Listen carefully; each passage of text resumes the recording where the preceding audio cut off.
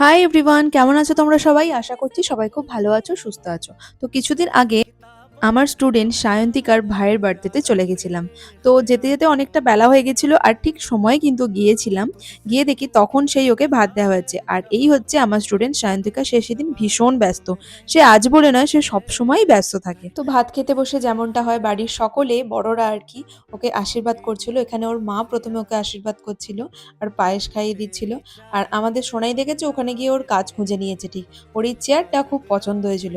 তারপর দেখো এখানে কেক কাটিং হচ্ছে, ছোটা ভীমের থিমে ছিল কেকটা। তো কেকটা তো খুব ভালো ছিল, আর এখানে সব বাচ্চারা অনেকক্ষণ ধরে ওয়েট করছিল কখন কেকটা কাটা হবে।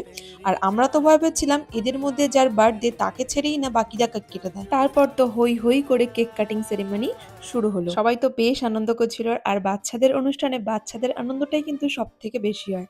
এখানে আমরা সবাই সবার মতো ফটো ভিডিও তুলছিলাম আর কি।